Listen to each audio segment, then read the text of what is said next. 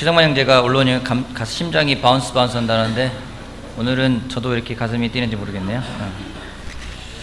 자, 먼저 우리 환영할 분이 좀 계신데요. 우리 동경그리스도교회에서 우리 이영미 자매와 그 따님입니다. 우리 김사빈, 김우빈인데 이 두 따님도 제자입니다. 우리 환영하겠습니다. 예.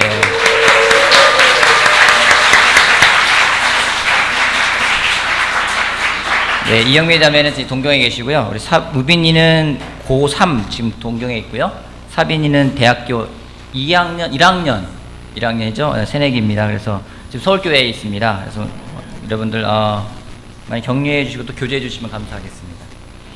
이번에 이번 주 KCC가 진행이 됩니다. KCC 진행하면서 일산에서 우리가 어떻게 그 도우면 좋을까, 형제 자매들 어떻게 도와주면 좋을까 많은 고민을 하다가 여러 가지 방법이 있겠지만은 일단은 차량을 좀 한번 지원해 보자 해서 처음에는 그 렌트카를 해주면 어떨까 많이 했는데 렌트카를 하게 되면 차량이 몇 대가 필요할지도 모르겠고 많은 소요가 있어서 그러지 말고 우리가 버스를 한번 대절해서 한번 가보자 해서 차량이 없는 사람들을 위해서 교회에서 재정위원들과 같이 이야기도 하고 또 맥골 형제들과 같이 이야기도 하고 바이브 형제들과 같이 이야기한 다음에 우리가 차량을 한번 제공해서 버스로 필요한 사람들은 타고 갈 수 있게 하자라고 얘기를 했습니다. 그래서 버스를 지원을 합니다. 그래서 뭐 비용을 따로 제가 받거나 그러지는 않을 거고요. 그러니까 다른 데는 뭐 받는데 우리는 왜 안 받느냐 하는데 뭐 돈 내고 타실 분들은 기꺼이 내시고 타셔도 제가 거부하지 않겠습니다, 여러분들. 그래서 설명을 잘 해주시기 바랍니다. 괜한 오해가 없이 어디는 뭐 돈 내고 타는데 우리는 왜 그냥 타냐라고 할 때 시기하고 질투하는 마음이 아니라 감사한 마음으로 잘 설명해 주시기를 부탁드리고 싶습니다. 그리고 요번에 KCC 등록을 제가 같이 업무를 맡고 있는데요. 여러분들 등록 잘 차질 없이 해주시기 바라고. 요번에 식권이 제공이 됩니다. 식권이 없으면 밥 못 먹습니다. 그래서 식권이 5장이 색깔 다르게 나가기 때문에 잘 꼈다가 한 장씩 내고 식사하시면 감사하겠습니다. 오늘 히브리서 같이 볼 건데요. 기도하고 말씀 같이 보겠습니다. 하나님 감사합니다. 저희들에게 주일날을 주셔서 하나님 말씀을 나누고 전할 수 있고 또 들을 수 있어서 정말 감사합니다. 하나님 오늘 드려지는 예배가 하나님이 기쁘게 받으시는 예배가 되길 바라고 저희들의 마음을 하나로 묶어주십시오. 저희들의 생각을 하나로 묶어주시고 저희들의 정말 온 마음을 다해서 하나님에게 드리는 그런 예배가 되길 원합니다. 말씀을 전할 때 저와 함께 하시고 또 들을 때 우리 모두 함께 하셔서 정말 같은 은혜를 또 같은 말씀을 받을 수 있는 우리가 되길 바랍니다. 이 시간 여러 가지 상황으로 또 휴가로 인해서 또 몸이 안 좋아서 참석하지 못하고 있는 형제자매들도 있습니다. 그들의 마음과 그들의 삶과 그들의 어디에 있든지 건강을 또한 지켜주시길 바라고 처음부터 끝까지 하나님 인도하실 걸 믿기에 감사드리고 예수님의 이름으로 기도했습니다. 아멘. 히브리서 7장 말씀 같이 보겠습니다. 지난주에 우리 젖병 빠는 거에 대해서 이야기했는데 효과가 있었던 것 같아요. 젖병을 가지고 다니면서 이렇게 보여주니까 저 안 먹습니다 얘기를 하면서 우리가 성장해야 되는 부분들에 대해서 같이 나눌 수 있어서 감사하고 또 KCC 준비하고 있는데 우리 그 송 연습하는 분들 있잖아요. 정말 맹연습을 했습니다. 한 2달 했나요? 2달 동안 거의 매주 이곳에서 만나서 하고 또 정말 우리 기자자매가 또 잘 가르쳐주고 선생님이 잘 가르쳐줘서 악착같이 하고 있습니다. 정말 악착같이라는 표현이 맞는 것 같아요. 열심히들 하고 있고 저희 딸이 그러더라고요. 마지막 한 번만 더 합시다 해서 최선을 다했는데 한 번 더 합시다 해가지고 되게 힘들었다고 얘기를 하는데 열심히 하고 있어서 감사합니다. 네. 히브리서 7장 1절 말씀부터 3절까지 같이 보겠습니다. 7장 1절에서 3절까지 7장 1절부터 3절까지 제가 읽어보겠습니다. 이 멜기세덱은 살렘의 왕이요 지극히 높으신 하나님의 제사장이었습니다. 그는 아브라함이 여러 왕을 무찌르고 돌아왔을 때 그를 만나서 축복해 주었습니다. 아브라함은 모든 것의 10분의 1을 그에게 나누어 주었습니다. 첫째로 멜기세덱이라는 이름은 정의의 왕이라는 뜻이요 다음으로 그는 또한 살렘의 왕인데 그것은 평화의 왕이라는 뜻입니다. 그에게는 아버지도 없고 어머니도 없고 족보도 없고 생의 시작도 없고 생명의 끝도 없습니다. 그는 하나님의 아들과 같아서 언제까지나 제사장으로 계신 분입니다. 히브리서의 저자가 율법에 대해 잘 알고 있고 율법의 어떤 생활을 접해봤던 유대교 제자들에게 유대의 어떤 그런 경험을 갖고 있는 제자들에게 율법의 의미를 다시금 설명을 하고 있습니다. 7장 1절은 아까 5절 그 다음에 말했던 후반부에 이야기하다가 멜기세덱 이야기를 하다가 머뭇거리고서는 여러분들이 성장해야 된다는 부분을 이야기한 다음에 다시 멜기세덱에 대해 다시 설명하고 있는 부분이기도 합니다. 율법이요. 여러분, 율법이 무엇입니까? 율법이 무엇입니까? 율법.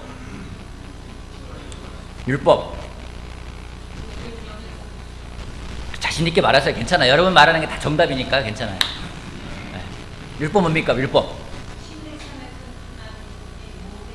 시내산에서 하나님이 모세에게 주신 거 맞습니다. 또 율법 뭡니까? 율법. 죄를 드러내는 것 맞습니다. 율법 뭡니까? 하나님의 십계명, 그것도 율법입니다. 맞습니다. 또요. 종교적인 법. 종교적인 법이 율법이다. 맞습니다. 예. 또 뭐 그런 것들입니다. 율법은 하나님이 이스라엘 백성에게 하나님이 어떤 분인지를 알려주는 거예요. 또한 어떻게 살아야 하고 하나님이 원하는 게 무엇인지를 백성들에게 알려주기 위해서 하나님이 주신 것이 율법입니다. 그런데 율법이 한계가 있는 게 무엇인지, 율법인 우리가 죄인인 것을 보여준다는 거죠. 또한 율법은 결국 우리가 율법대로 살 수 없다라는 것을 보여주게 되는 겁니다. 또 누가 말한 것처럼 우리의 죄를 자꾸만 드러냅니다. 그래서 하나님이 율법을 주시면서 또한 그러한 죄들에 대해서 어떻게 속죄할 수 있는지에 대해서 또한 방법을 제시하셨습니다. 그것이 무엇인지 바로 제사라는 겁니다. 제사 제도가 있으니 제사를 집례하는 제사장이 또한 필요로 합니다. 그래서 하나님께서 12지파 가운데 한 지파를 따로 세워서 너희들은 제사 지내는 업무를 맡아서 진행을 해라. 하나님께 예배드리고 하나님께 속죄를 드리기 위해서 왔던 사람들에 대해서 너희들이 그거를 집례하도록 해라 해서 한 지파를 떼어놓습니다. 그 지파가 어떤 지파죠? 맞습니다. 레위 지파입니다. 그래서 11지파에게는 땅을 다 주었어요. 이건 네 땅, 저쪽은 네 땅. 거기에서 경작해서 먹고 살라고 이야기를 했습니다. 근데 레위 지파에게는 땅을 주시지를 않았습니다. 대신에 제단에 가지고 오는 재물이라든가 이런 부분들을 너희들이 같이 그거를 제사를 드리고 남은 것들을 너희가 생활로 쓰도록 해라 라고 해서 제사장으로서의 역할을 주셨습니다. 로마가 이스라엘을 점령을 하고 예루살렘에 들어왔지만은 로마는 자기가 지배하고 있는 그 나라에 갖고 있는 문화나 종교에 대해서는 터치하지 않았습니다. 그래서 그 당시에 어떤 유대인 왕도 없었습니다. 그 당시에 많은 것들이 없었습니다. 하지만은 제사장은 있었고 제사는 있었기 때문에 그 당시 히브리서가 쓰여질 당시에 유대인들에게 이 제사와 제사장이라는 것은 굉장히 중요한 그런 의미를 가지고 있었던 것입니다. 근데 히브리서 기자가 거기에 대해서 딱 이의를 제기하는 거예요. 그 제사가 진정한 제사가 아니다. 제사장이 있지만은 하나님은 그 제사장들을 다 폐하고 진정한 우리의 영원한 대제사장이신 예수님을 이 땅에 보내주셨다. 우리가 그분과 함께하는 것이 가장 중요하다고 계속해서 이야기를 하고 있는 겁니다. 그러면서 그 제사장이 정말 중요한 그 예수님이 어디서부터 시작됐는지 아론의 후손이 아니라 멜기세덱의 후예다라고 이야기하면서 이제 구약에 나와 있는 멜기세덱의 그 입장을 끌어옵니다. 아브라함을 축복하고 아브라함이 자신이 가지고 있는 모든 것의 10분의 1을 드렸던 그 멜기세덱이 얼마나 놀라운 사람이겠느냐. 아브라함을 축복할 수 있고 또 아브라함은 그에게 경배할 수 있기 때문에 그 멜기세덱이 참 놀라운 사람이다. 여러분들이 믿음의 시조라고 생각하고 있는, 믿음의 조상을 생각하고 있는 그 아브라함조차 믿고 따랐던 사람이 멜기세덱이었기 때문에 그 멜기세덱이 진정한 대제사장이고 그의 후손이 바로 예수님이다라는 것을 이야기를 하고 있는 겁니다. 근데 멜기세덱은 솔직히 구약에는요 딱 3번 나와요. 시편에 1번 나오고요, 창세기에 딱 2번 나옵니다. 창세기 14장 같이 보겠습니다. 창세기 14장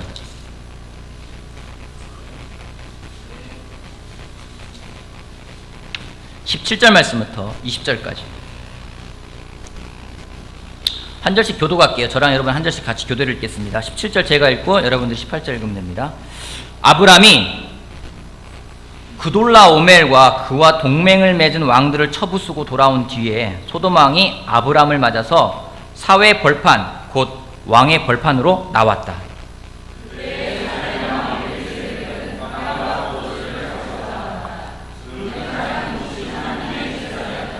그는 아브람에게 복을 빌어주었다. 천지의 주제, 가장 높으신 하나님, 아브라함에게 복을 내려 주십시오.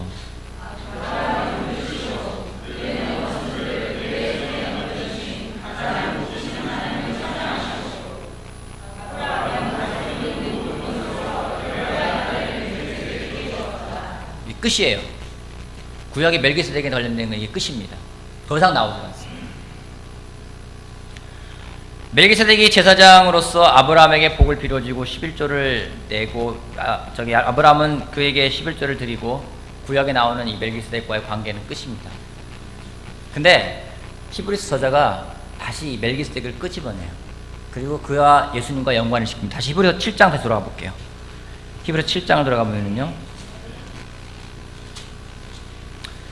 그 멜기세덱에서 이렇게 말합니다. 보면은요, 사람이라고 생각이 들지가 않아요. 3절 보면은요, 그에게는 아버지도 없고 어머니도 없고 족보도 없고, 없는 게 진짜 많아요. 생애의 시작도 없고 생명의 끝도 없습니다. 있는 게 아무것도 없어요. 아버지도 없고 어머니도 없고. 이게 사람입니까? 아버지 어머니 없는 사람 있나요? 아니에요. 그러면서 뭐라냐면은 그는 하나님의 아들과 같아서 언제까지나 제사장으로 계신 분입니다 라면서 멜기세덱을 이야기를 하고 있습니다. 결국 멜기세덱이 누군지 예수님이라는 것에 대해서 다시 한번 이야기하고 있는 겁니다. 그는 하나님을 섬기는 최초의 제사장이었던 것처럼 오늘날 우리와 하나님과의 관계를 연결시킬 수 있는 최초의 최고의 또 영원한 제사장은 바로 예수님밖에 없다라는 것을 이야기를 하고 있습니다.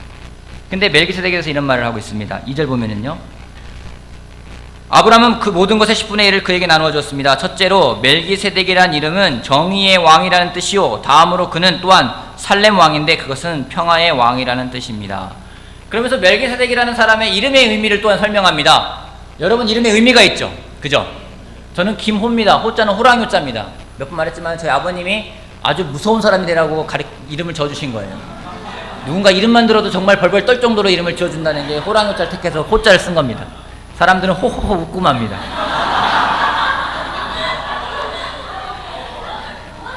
근데 멜기세덱이라는 이름의 의미가 있었어요. 뭐라고 하나 두 가지 의미가 있습니다. 첫 번째가 뭐였습니까? 정의의 왕. 두 번째는요, 평화의 왕.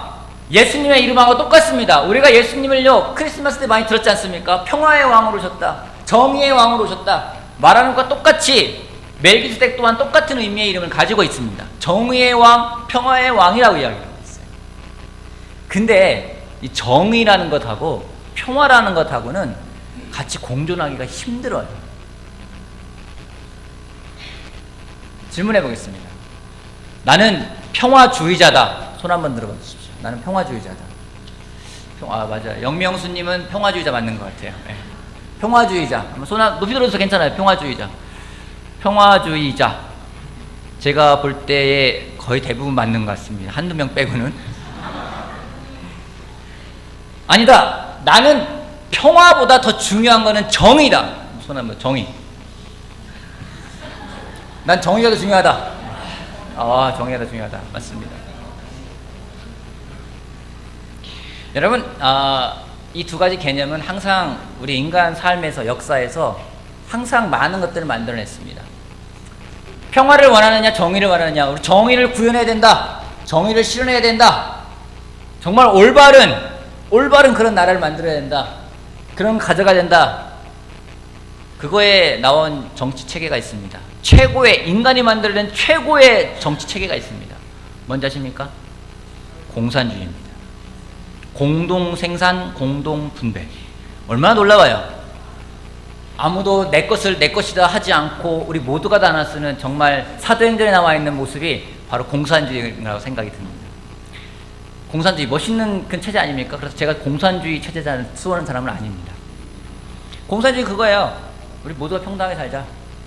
네 것 내 것 따지지 말고 같이 살자. 정의를 실현하는 겁니다.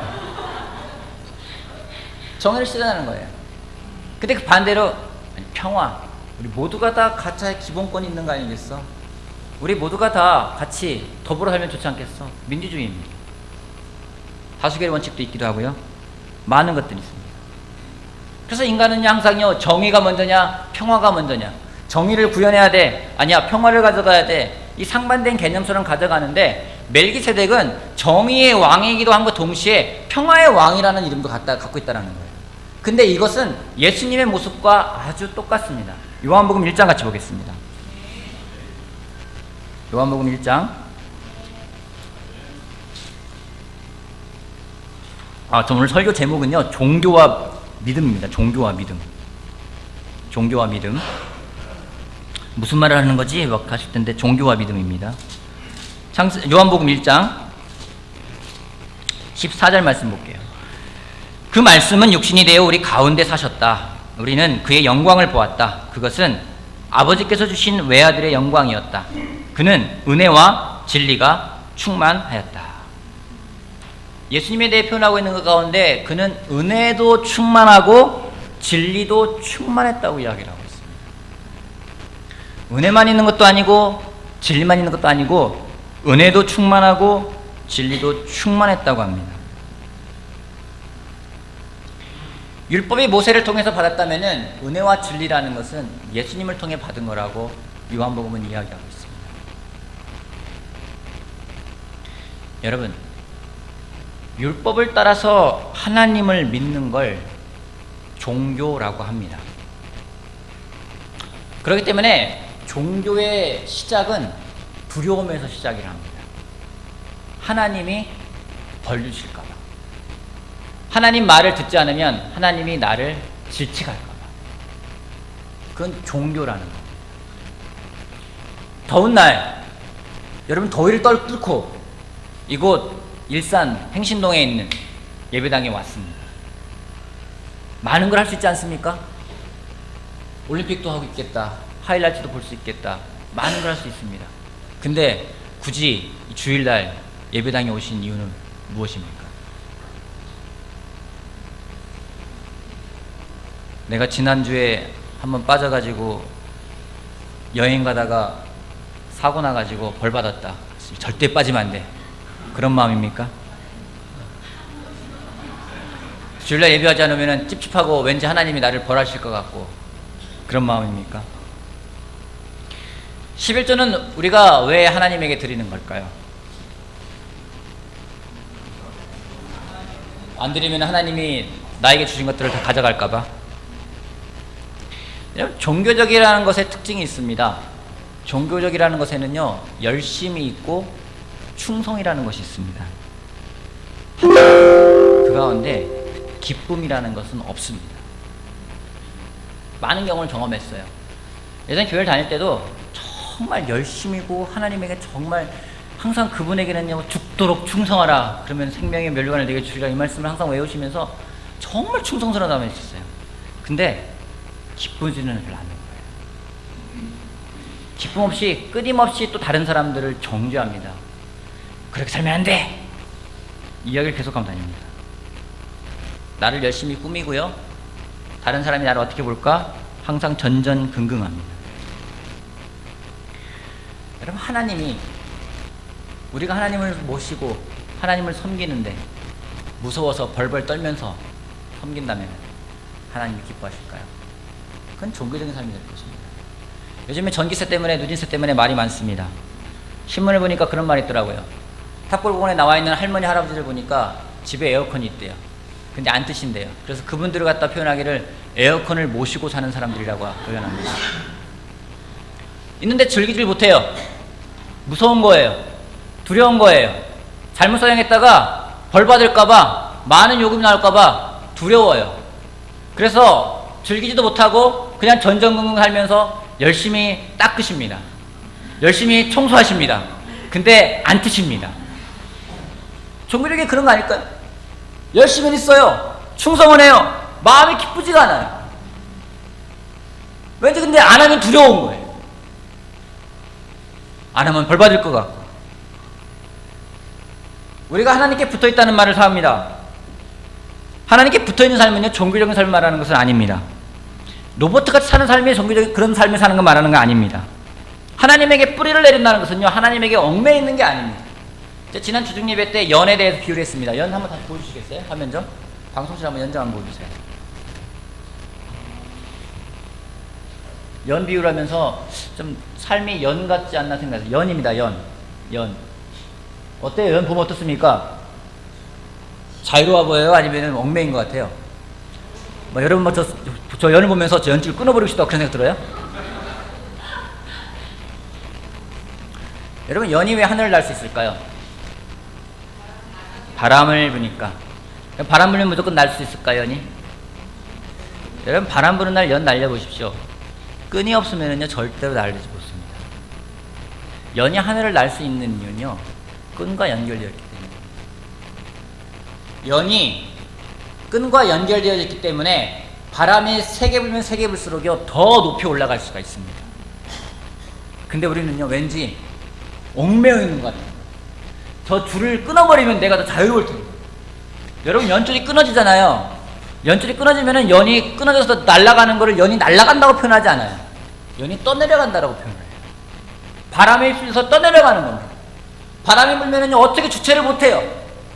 근데 줄이 연결됐을 때는요 바람을 타고 올라갈 수가 있어요. 바람을 즐길 수가 있어요. 저는 종교적인 생활하는 사람은요 연에서 어떤 끈 매여져 있어가지고 저 끈만 바라보는 것 같아요. 두려운 거예요. 율법이라는 것은 나의 힘으로 하는 것입니다.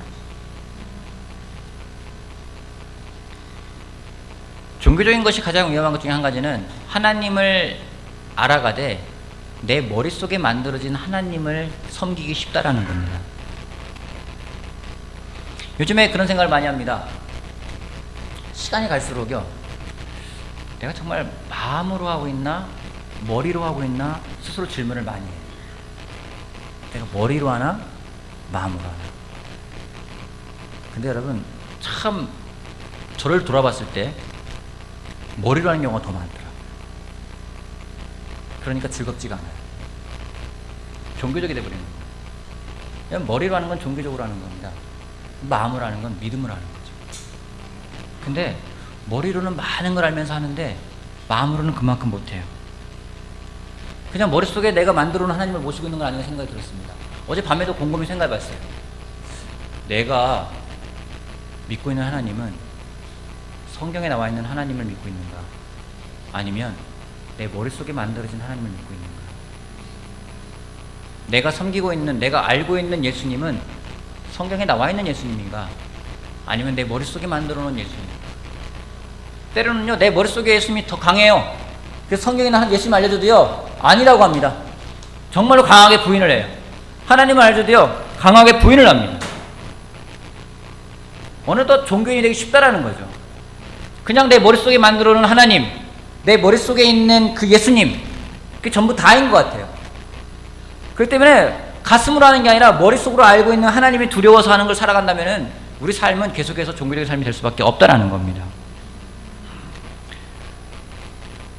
종교가 아닌 믿음의 삶을 살아가는 사람의 특징은 감사가 있습니다. 왜요? 은혜를 받았기 때문에 은혜에 대해서 올바른 표현은 감사하는 것입니다. 이 감사는 굉장히 중요합니다. 디모데후서 3장 같이 보겠습니다. 디모데후서 3장. 지금 저만 더운 거 아니죠? 저만 더운 것 같아요. 아까 누가 예배당 왔더니 온도계를 보니까 난방 30도로 틀어놨더라고요. 에어컨을.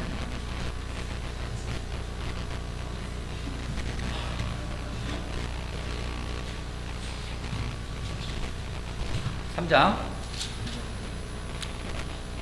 1절 그대는 이것을 알아두십시오. 말세에 어려운 때가 올 것입니다. 사람들은 자기를 사랑하며 돈을 사랑하며 뽐내며 교만하며 하나님을 모독하며 부모에게 순종하지 아니하며 감사할 줄 모르며 불경스러우며.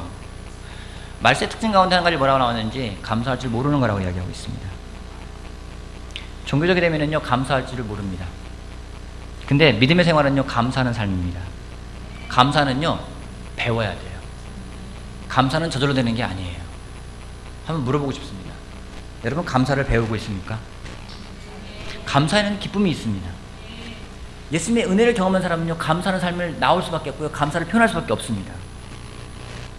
머리로 하는 사람은요 감사함이 안 나와요. 진정한 감사는 가슴으로 할 때 감사함이 나오는 겁니다. 오늘 여러분들의 감사는 과연 얼마나 나오고 있습니까? 이번 주에 우리가 KCC에 갑니다. 우리가 어떤 마음으로 가야 될까요? 정말 은혜에 참여하고 은혜를 경험하고 그런 마음을 가져가고 있는지, 아니면 그냥 종교적인 마음으로 끌려가는 건지. 여러분, 종교적인 마음으로 끌려가면은요, KCC 재밌지가 않아요. 즐겁지가 않아요. 그래서 가서도요, 뭔가 종교적으로 열심히 해야 될 것 같은 느낌만 드는 거예요. 하지만 우리가 마음으로부터 간다면은 KCC는 정말 다를 겁니다. 감사함이 넘치는 그러한 KCC가 될까 저는 확신합니다. 여러분, 우리 가서 정말 감사함을 많이 나누는 시간 됐으면 좋겠어요. 한 10명 정도 빼고는 모든 대부분이 가는 걸로 알고 있습니다. 다른 지역에서 오는 제자들에게 여러분 먼저 감사함을 먼저 표현하십시오. 특별히 하나, 여러분들에게 말을 주셨어요. 여러분들 모두 영어를 할 수 있습니다. 그죠? 영어 다 하시잖아요. 그죠? 한마디는 하시잖아요. 그죠? 여러분 저 따라해 보십시오. 땡큐 하십니까? 땡큐 할 수 있잖아요. 그죠? 가서 외국에서 오신 분들에게 그냥 땡큐 한마디만 해도 다 알아들어요. 그게 땡큐인지 어떤 발음하든지 상관없어요. 가서 이야기하면 돼요. 감사함을 표현한다면요, 그 모임은 굉장히 하나님의 은혜를 경험할 수 있는 시간이 될 거라 저는 확신합니다. 세상은요, 감사함에 대해 자꾸 뺏어갑니다. 지난주에도 많은 경험을 하는 것들이 그런 거예요. 내 마음속에서 사탄이 주는 건 그거예요. 감사함보다는요, 불평과 불만을 많이 주는 거예요. 이것도 부족한 것 같고 저것도 부족한 것 같고 저렇고 이렇고 많은 일들이 벌어지면서 감사함이 사라지는 거예요. 사탄은요, 감사함을 뺏어가고 싶어요. 우리 마음에서 감사함이 아니라 짜증을 내기를 원합니다. 이 더위에 짜증이 나요. 더위에 신경질이 나요. 그게 아니라 감사하는 마음을 우리가 키워간다면 우리는 종교인이 아니라 정말 믿음의 생활을 하는 사람이 될 거라 저는 확신을 합니다. 히브리서 기자는 계속해서 이야기합니다. 마음을 지키라고 계속 이야기하고 있어요. 무엇보다 마음을 지키라고 이야기하고 있습니다. 마음을 잃어버리면요, 하나님도 어떻게 할 수 없다고 계속해서 이야기하고 있어요. 마음을 지키는 가장 좋은 방법이 무엇인지 예수님을 깊이 생각하는 거라고 이야기하고 있습니다. 여러분, 예수님을 깊이 생각하십니까? 요즘에 제가 가장 격려받는 성경 공부 중에 한 가지는 우리 틴에 있는 정준원 우리 그 학생하고 성경 공부하는 시간이 저는 가장 즐거워요. 일요일 아침마다 만나서 이야기하는데 지난주에 숙제를 냈어요. 큐티 노트를 만들어서 큐티를 한 거를 써봐라. 오늘 숙제가 갖고 왔더라고요. 숙제 검사하듯이 맞는데 4번 썼습니다 라고 하더라고요. 나머지는 그냥 엄마랑 같이 기도하고 성경을 그렇게 했다고 얘기를 해요. 근데 격려가 돼요. 그래서 어땠어? 그러니까 어떻게 좋았대요. 뭔가 하나님 말씀을 머리로 이해하는 게 아니라 가슴으로 이해하게끔 도와주고 있는데 조금씩 느껴가는 모습들이 참 다르게 표현되어지고 있습니다. 그래서 예수님을 계속 생각해보라고 이야기하고 있어요. 예수님을 생각해보고, 예수님을 바라보고, 예수님을 생각해보고, 예수님을 바라보고. 그럴 때 우리 마음을 지킬 수 있어요. 여러분, 우리 세상에서 어떻게 우리 마음을 지킬 수 있을까요? 예수님을 생각하지 않는다면은, 예수님을 바라보지 않는다면은 우리는 세상에서 마음을 지킬 수가 없습니다. 멜기세덱 같은 놀라운 대제사장, 그분보다 더 놀라운 예수님, 오늘도 우리와 함께하고 있는 그 예수님이 우리의 영원한 대제사장이 되어서 정말 우리가 더 이상 제사를 드릴 필요도 없이 그 예수님과 교제하면서 하나님과 정말 교제할 수 있는 그 제사장이 주신 것이 얼마나 감사하냐고 히브리서 기자는 계속 이야기하고 있는 겁니다.